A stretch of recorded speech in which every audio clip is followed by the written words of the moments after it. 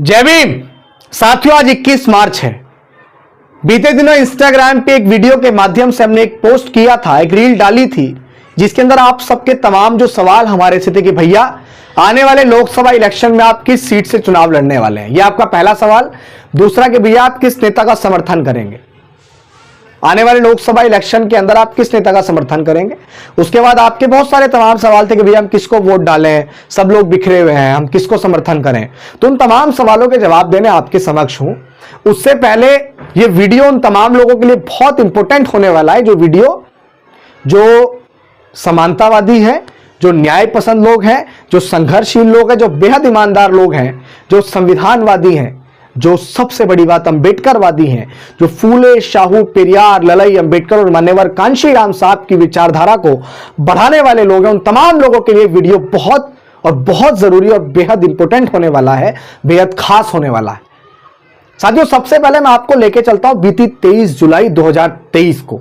आपको ये तारीख याद होगी जिस तारीख को हमने डॉक्टर बाबा साहेब अंबेडकर की जन्मस्थली मध्य प्रदेश के महू से एक संकल्प की शुरुआत की थी, जिसका नाम था बहुजन जागो मार्च, और जिसका उद्देश्य था बहुजन नेताओं साथ में आओ, क्योंकि हम अच्छे से जानते हैं कि बिखरा हुआ समाज कभी शासक नहीं बन सकता है। इस बात को चीखते हुए, इस बात को चिल्लाते हुए, पैदल पैदल पैदल पैदल, गर्मी, धूप, बारिश, ठंड में हम लोग पैदल पैदल महू, इंदौर, देवास, सीहोर, सोनकच, भोपाल, विदिशा, खुरई, ललितपुर, झांसी, डबरा, दतिया, ग्वालियर, मुरैना, धौलपुर, आगरा, हाथरस, अलीगढ़, औरैया, फिरोजाबाद, बुलंदशहर, उसके बाद मेरठ, हापुड़, गाजियाबाद, उसके बाद भारत की राजधानी के दिल्ली जंतर मंतर आने वाली बीती 26 नवंबर को हमने बहुजन एकता संकल्प महारैली का आयोजन किया।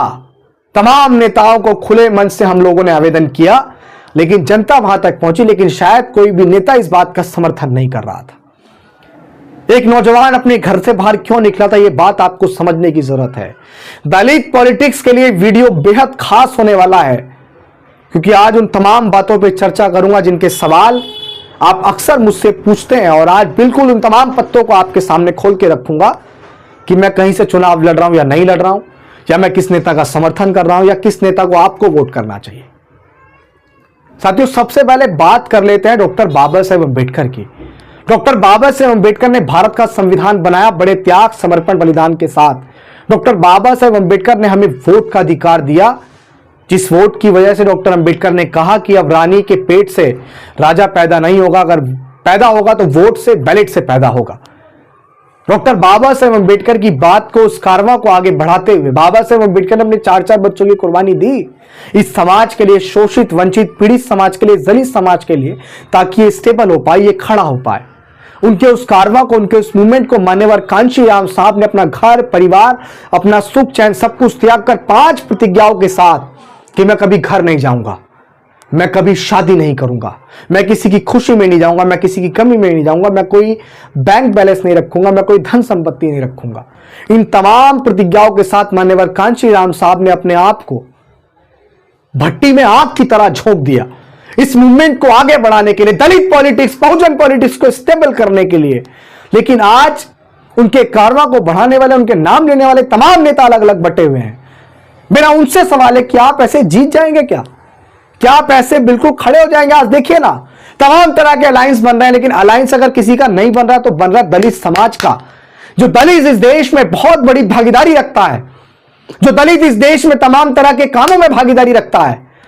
जिस दलित समाज से आने वाले थे मान्यवर कांशीराम साहब, सामाजिक परिवर्तन के सबसे बड़े पुरोधा, जिस समाज से आने वाले थे डॉक्टर बाबा साहेब अंबेडकर, जिन्होंने भारत देश का संविधान लिखा, आज उस संविधान के ऊपर तलवार मंडरा रही है। आज वो संविधान खतरे में है। आज एक पार्टी के सांसद ने कहा कि हमें 400 पार इसलिए चाहिए क्योंकि हम लोगों को भारत का संविधान बदलना है। अगर भारत के संविधान को बचाने के बारे में हम नहीं सोचेंगे तो क्या कोई 7 समुद्र पार से उस संविधान को बचाने की लड़ाई लड़ने आएगा क्या? जिन नेताओं को, जिन नेतृत्वकर्ता को हम जिम्मेदारी देते हैं, वो नेतृत्वकर्ता अपने घर, अपने परिवार, अपने सुख, अपनी संपत्ति में मस्त है। कुछ लोग अपने काफिलों में मस्त हैं, कुछ लोग अपने घमंड, अपने अहम में मस्त हैं। क्या ऐसे दलित समाज आगे बढ़ पाएगा? क्या ऐसे उसकी पॉलिटिक्स आगे बढ़ पाएगी? क्या इस समाज के अंदर इतने मजबूत नेता नहीं है कि वो एकजुट होकर इस देश के प्रधानमंत्री बन सके? आपको सोचना चाहिए। दुख के साथ इस बात को कह रहा हूं, भारत के अंदर 28 राज्य हैं, लेकिन एक भी राज्य के अंदर दलित मुख्यमंत्री नहीं है। दशा उस समाज की क्यों है जिस समाज को मान्यवर कांशीराम साहब ने कश्मीर से लेकर कन्याकुमारी तक साइकिल यात्रा करके उन्होंने जगाया, और इस समाज को उत्तर प्रदेश के अंदर 4-4 बार सरकार बना के दी। भारत का सबसे बड़ा सूबा है उत्तर प्रदेश। आपके पास 206 सीटें हुआ करती थी। मैं किसी एक पार्टी की नहीं बात कर रहा हूं, समाज की बात कर रहा हूं, क्योंकि पार्टी किसी एक नेता से नहीं, पूरे समाज से मिलकर बनती है, पूरे समाज के जज्बातों से मिलकर बनती है। आज अगर मैं बेसिकली एक उस पार्टी की बात करूं तो वो भी एक सीट पर सिमट कर रह गई है। देश के अंदर तमाम अगर हम राज्यों में जाएंगे बहुत सारे नेता हैं, लेकिन क्या आपको लग रहा है कि दलित समाज से आने वाला कोई व्यक्ति जो ख्वाब डॉक्टर बाबा साहेब अम्बेडकर ने देखा कि हमें इस देश का हुक्मरान बनना है, जो ख्वाब हमारे रहबर मान्यवर कांशीराम साहब ने देखा कि हमें इस देश का हुक्मरान बनना है, क्या वो ख्वाब आपको पूरा होता हुआ दिख रहा है? बहुत सारे लोग मुझसे कहते हैं कि भैया आप किसी पार्टी का समर्थन क्यों नहीं कर रहे हैं, भैया आप किसी नेता के साथ क्यों नहीं लग रहे? यार किसके साथ लगे, किसके साथ लगे? सब लोग तो अपनी अपनी चीजों में मनमस्त हैं। कोई अपने घमंड को, अपने अहम को इस मिशन के लिए तोड़ने के लिए तैयार नहीं है। मिशन ज्यादा जरूरी है, आपका अपने खुद का अहम ज्यादा जरूरी है। मिशन ज्यादा जरूरी है, परिवार ज्यादा जरूरी है। मिशन ज्यादा जरूरी है, आपका डर ज्यादा जरूरी है। ये मिशन, ये कारवा ज्यादा जरूरी है, या आपकी धन संपत्ति, आपका परिवार, आपका अहम, आपका घमंड ज्यादा जरूरी है? हम किसका झंडा उठाएं? अगर एक पार्टी का झंडा उठाएंगे तो दूसरी पार्टी वाले बुरा मान जाएंगे, दूसरी पार्टी का झंडा उठाएंगे तो तीसरी पार्टी के लोग बुरा मान जाएंगे।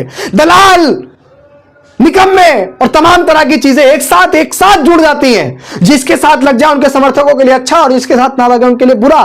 अब हम चिढ़ तो नहीं सकते हैं, हम फट तो नहीं सकते, हम कई भागों में तो नहीं बढ़ सकते हैं। काम तो तमाम नेता बहुत अच्छा कर रहे हैं, आखिर अभिषेक किस पार्टी का समर्थन करें? हम हमेशा से कहते हैं कि अभिषेक, मैं आपको पहले सवाल का जवाब दे रहा हूं, बड़े ध्यान से आप सुनना। वर्तमान समय में दलित पॉलिटिक्स को बचाने की लड़ाई है। इससे बुरा क्या होगा कि तमाम तरह के गठबंधन बन रहे हैं और दलित पॉलिटिक्स को सारे गठबंधन नकार रहे हैं। यार क्या ये समाज इतना कमजोर हो गया? आंखें खोलनी चाहिए आप लोगों को, यह दर्द महसूस करना चाहिए कि जिस दलित समाज की कभी 206 सीटें हुआ करती थी उसके नेतृत्व में आने वाली सरकार की आज कोई भी गठबंधन उसको लेने को तैयार नहीं है। सब लोग बहुत कम आंक रहे हैं। बिखरे हुए लोगों को लोग कमी तो आंकते हैं। बिखरे हुए लोगों का कहाँ मोल भाव लगता है? कि अंगूर लेने चले जाइए आप, अगर बिखरा हुआ होगा तो उसकी कीमत कम होगी और गुच्छे में होगा तो उसकी कीमत ज्यादा होगी। तमाम महापुरुषों ने बताया कि एकता में बल है, यूनिटी इज मोस्ट पावरफुल, लेकिन हम लोग यूनिटी नहीं बना रहे साथियों। लेकिन क्या करें, कुछ तो करना पड़ेगा ना, कुछ तो करना पड़ेगा साथियों। मेरी इस बात को आप लोग गांठ बांध लेना। सबसे पहले अगर आपको भारत के संविधान को सुरक्षित रखना है तो किसी एक पार्टी की कट्टरपंथी आज छोड़नी पड़ेगी, किसी एक नेता की कट्टरपंथी आज आपको छोड़नी पड़ेगी। एक दूसरे पे वाद विवाद करना आज आपको छोड़ना पड़ेगा। इस बात को गांठ बांध लीजिए साथियों। आपका पहला सवाल था, मैं उस पे आ रहा हूं। आपका पहला सवाल था कि अभिषेक जाटव किस लोकसभा सीट से चुनाव लड़ेगा। तो अभिषेक का तो एक ख्वाब है कि बहुजन नेता साथ में आ जाए। मुझे क्या जरूरत है घर से बाहर निकलने की, बहुत सारे लोग समाज की लड़ाई लड़ रहे हैं। मैं आज भी अपने उस मिशन, अपने उस मूवमेंट पे प्रतिबद्ध हूं, वचनबद्ध हूं कि बहुजन नेता एकजुट हों। अगर हम लोग सामाजिक परिवर्तन की बात कर रहे हैं तो दलित समाज का परिवर्तन आप देखिए गर्त में है साथियों। अभिषेक जाटव किस लोकसभा सीट से चुनाव लड़ेगा? आपका पहला सवाल, उसका जवाब दे देता हूं। तो अभिषेक जाटव किसी लोकसभा सीट से चुनाव नहीं लड़ रहा है। उसको वर्तमान समय में राजनीति अभी नहीं करनी है। अगर तमाम लोग राजनीति करेंगे तो मान्यवर कांशीराम साहब के सामाजिक परिवर्तन के मूवमेंट को कौन आगे बढ़ाएगा? राजनीति करने के लिए बहुत सारे लोग हैं। वर्तमान समय में अभिषेक जाटव किसी भी लोकसभा सीट से चुनाव नहीं लड़ रहा है। Now I am not elect the member of parliament election. मैं आप सभी से यह कहना चाहता हूं कि मैं कोई चुनाव नहीं लड़ रहा हूं।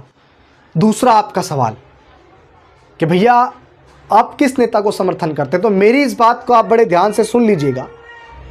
जो व्यक्ति अंबेडकरवादी है, जो व्यक्ति न्याय पसंद है, जो व्यक्ति संघर्षशील है, ईमानदार है, जो व्यक्ति सामाजिक है, जो व्यक्ति फूले, शाहू, पेरियार, ललई, अंबेडकर और मान्यवर कांशीराम साहब की विचारधारा को आगे बढ़ाने वाला शख्स है, दुश्मन नंबर 1 से हटकर, आप अच्छे से जानते हैं कि कौन है दुश्मन नंबर 1, उससे हटके किसी भी पार्टी या संगठन या दल के अंदर हमारे समाज का व्यक्ति जो आपके लिए 24 आवर जमीन पे खड़ा रहता है, आपके लिए पुलिस से लड़ता है, आपके लिए लाठी डंडे खाता है, वो किसी चीज़ की परवाह नहीं करता है कि गोली लग जाएगी या जेल जाना पड़ जाएगा।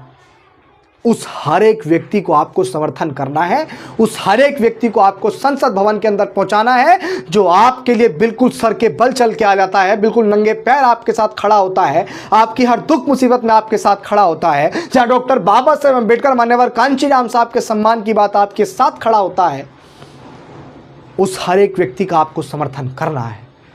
साथियों, पार्टी की कट्टरपंथी पे जाएंगे तो आप याद रखना, और भी पार्टियों के अंदर नेता हैं जो अपने खून पसीने को सींचकर इस मूवमेंट को आगे बढ़ाने का प्रयास कर रहे हैं, लेकिन पार्टी के मुखिया के द्वारा उसके संघर्ष को नकार दिया जाता है। चाटुकारों के संघर्ष को ईमानदार समझा जाता है। अगर मैं आपको नाम लेके बताऊं तो आप ये भी सुन लीजिए, देश में दलित समाज से आने वाली भारत की सबसे बड़ी नेता, सिर्फ दलितों की नहीं, सिर्फ बहुजनों की नहीं, भारत की सबसे बड़ी नेता, आयरन लेडी के नाम से मशहूर 10 ताकतवर महिलाओं में सम्मिलित शुमार, सामाजिक परिवर्तन की महानायिका, साथियों आदरणीय माननीय बहन कुमारी मायावती जी, जिस भी लोकसभा सीट से चुनाव लड़ेंगी, आप पूरी जी जान लगा दीजिए, पूरी मेहनत से, पूरी ईमानदारी से, पूरे संघर्ष के साथ उनको सदन के अंदर जाना चाहिए। मैं आपको नाम गिनाए तो अगर वर्तमान समय में इस दलित पॉलिटिक्स को अगर कोई बचा सकता है तो वो है मायावती जी, और अगर दूसरा नाम कोई है तो वो भी मायावती जी, क्योंकि आज वो एक नेशनल लीडरशिप करने वाली महिला है जिसको इस समाज ने चुनकर उस ओहदे तक भेजा है कि वो समाज की जिंदा देवी है। इसके साथ साथ एक और यूथ आइकन बड़े भाई एडवोकेट चंद्रशेखर आजाद, वो भी बेहद ईमानदार कार्य करता है। ऐसे संघर्षशील मेहनत का उस व्यक्ति को सदन के अंदर पहुंचना चाहिए। मैं तमाम लोगों को कहूंगा, कट्टरपंथी छोड़िए, माननीय बहन जी चंद्रशेखर आजाद और भी बहुत सारे नेता जिनके नाम मैं बारी बारी आपके सामने लूंगा, वो सब लोग हमारे हैं, उनका सदन के अंदर पहुंचना अति आवश्यक है। संसद भवन के अंदर खड़े होकर दहाड़ना अति आवश्यक है। एक कहावत तो आपने सुनी होगी कि दूसरा मारे तो धूप में और अपना मारे तो छांव में। तो साथियों, दूसरे से मरने से बेहतर है कि अपने से पिटा जाए, अपना कुछ तो ख्याल करेगा। साथियों, मैं फिर आपको पुनः दोहराता हूं कि माननीय बहन जी जिस भी लोकसभा सीट से चुनाव लड़ेंगी, अगर उन्होंने नई विचार बनाया है तो मैं कहूंगा कि माननीय बहन जी विचार बनाइए। हाथ जोड़ के आपसे निवेदन है कि समाज बिल्कुल अनाथ हो चुका है, इसको बचा लीजिए, इसको संभाल लीजिए। जिस भी सीट से माननीय बहन जी चुनाव लड़ेंगे, अभिषेक जाटव का पुरजोर तरीके से समर्थन है, खुले तौर पर समर्थन है। एडवोकेट चंद्रशेखर आजाद जिस सीट से चुनाव लड़ रहे हैं, डंके की चोट पे मेरा उनको समर्थन है, वो सदन के अंदर जीत के जाने चाहिए। ऐसे नौजवान संघर्षशील मेहनतकर व्यक्ति को, जो अपने घर परिवार को छोड़कर समाज की लड़ाई ईमानदारी से लड़ रहा है, जो जेल भी गया, लाठी भी खाई, मुकदमे भी खाए, उस व्यक्ति को सदन के अंदर पहुंचना चाहिए। और हर एक व्यक्ति को न्याय पसंद, समानतावादी, मेहनतकश, अंबेडकरवादी, संविधानवादी व्यक्ति को, उस व्यक्ति का समर्थन इस आगामी लोकसभा के अंदर करना चाहिए। उस सीट से अगर कोई और भी पार्टी खड़ी होती है तो उसका समर्थन आपको नहीं करना चाहिए। जिस सीट से माननीय बहन जी चुनाव लड़ती है, अगर उस सीट से कोई और खड़ा होता तो आपको समर्थन नहीं करना चाहिए। महाराष्ट्र के प्रकाश अंबेडकर हैं। साथियों, मैं दलित पॉलिटिक्स की बात कर रहा हूं, याद रखना, क्योंकि दलित पॉलिटिक्स बिल्कुल गर्त में जा रही है। प्रकाश अंबेडकर है, आपको उनका समर्थन करना चाहिए। वो जिस भी सीट से चुनाव लड़ेंगे, हमारा उनको पूरा समर्थन। दिल्ली के अंदर एडवोकेट राजेंद्र पाल गौतम है, जिन्होंने बुद्धिज्म का प्रचार प्रसार करने के चक्कर में मंत्री पद से इस्तीफा भी दिया। ऐसे व्यक्ति को भी संसद भवन के अंदर होना चाहिए, उनका भी आपको समर्थन करना चाहिए। ऐसे बहुत सारे नेता हैं। मैं उम्मीद करता हूं कि मेरी जो भी चीज़ें, आपने जो भी थॉट अपने मन में बनाया होगा, साथियों, जब तक बहुजन नेता एकजुट नहीं होंगे, अभिषेक जाटव बेसिकली किसी एक पार्टी को शायद ही समर्थन कर पाए, शायद ही किसी एक पार्टी का झंडा उठा पाए, क्योंकि जो तमाम लोग हैं वो सब हमारे हैं, सब अपने हैं। और उन सब लोगों को अपनी अपनी आपसी मतभेद छोड़कर, साथियों, जिस सीट से मायावती जी चुनाव लड़ेंगी, उस सीट से चंद्रशेखर आजाद जी को अपना प्रत्याशी नहीं उतारना चाहिए। जिस सीट से चंद्रशेखर आजाद जी चुनाव लड़ रहे हैं, उस सीट से मायावती जी को अपना प्रत्याशी नहीं उतारना चाहिए, बिल्कुल नहीं उतारना चाहिए। और मैं चंद्रशेखर आजाद जी से कहना चाहता हूं कि बड़े भाई, अपनी हिम्मत, अपने हौसले को बनाए रखिएगा। आप बहुत सारे युवाओं के रोल मॉडल हैं। जिन लोगों ने आपको धोखा दिया है वो मुंह की खाएंगे। और आपने ये साबित भी किया कि दलित समाज के लोग धोखेबाज नहीं होते हैं। आपको बिल्कुल घबराने की ज़रूरत नहीं है, आप बहुत भारी मतों से जीत कर आएंगे। अपनी मेहनत को, अपनी ईमानदारी को बरकरार रखिएगा, अपने हौसले को बरकरार रखिएगा। आप जीत के अंदर सदन में जाएंगे और आपको जीत की अग्रिम बधाई के साथ मैं इस बात को कहना चाहता हूं तमाम नगीना के तमाम लोगों से, नगीना से चंद्रशेखर आज़ाद जी चुनाव लड़ रहे हैं, नगीना के तमाम लोगों से कहना चाहूँगा कि जी जान लगा दीजिए। ऐसे नौजवान का सदन के अंदर पहुंचना अति आवश्यक है। दलित पॉलिटिक्स के भविष्य को सदन के अंदर पहुंचना अति आवश्यक है। माननीय बहन जी को सदन के अंदर पहुंचना अति आवश्यक है। आपके लिए माननीय बहन जी ने राज्यसभा से इस्तीफा दिया था, सिर्फ आपके लिए माननीय बहन जी को सदन के अंदर पहुंचना चाहिए। प्रकाश अंबेडकर को सदन के अंदर पहुंचना चाहिए। फूल सिंह बरैया को सदन के अंदर पहुंचना चाहिए। एडवोकेट राजेंद्रपाल गौतम को सदन के अंदर पहुंचना चाहिए। बहुत सारे नेता हैं साथियों। आपके यहाँ जो भी संविधान की लड़ाई को ईमानदारी से लड़ रहा है, जो भी मिशन की लड़ाई को ईमानदारी से लड़ रहा है, जो भी आपकी दुख मुसीबत तकलीफ में आपके साथ खड़ा हो जाता है, उसको वोट करिएगा। किसी एक पार्टी, किसी एक नेता का कट्टरपंथी मत रखिएगा साथियों। इसी बात से मैं विदा चाहूँगा और मैं उम्मीद करता हूं कि मेरे द्वारा कही गई बातों को आप उतारेंगे। दलित पॉलिटिक्स को बचाना है, क्योंकि जब हमारे सांसद दलित समाज के जीत कर सदन के अंदर पहुंच जाएंगे और जब इनको ये लगेगा, मेरा ये मानना है, जब इनको ये लगेगा कि यार अब हम लोग पूरी बहुमत से अंदर हैं, तो शायद वो एक अलायंस बनाएंगे, शायद वो एकजुट होंगे। और अगर ये सब लोग गठबंधन बना लें, किसी दूसरी पार्टी से लड़े ही ना, तो इससे अच्छी तो कोई बात ही नहीं होगी साथियों। मैं उम्मीद करता हूँ मेरे द्वारा, आपके द्वारा पूछे गए तमाम सवालों के मैंने आप सबके समक्ष जवाब रख दिए होंगे। इसी बात के साथ आपसे विदा लेता हूं। जय भीम, जय भारत, जय संविधान।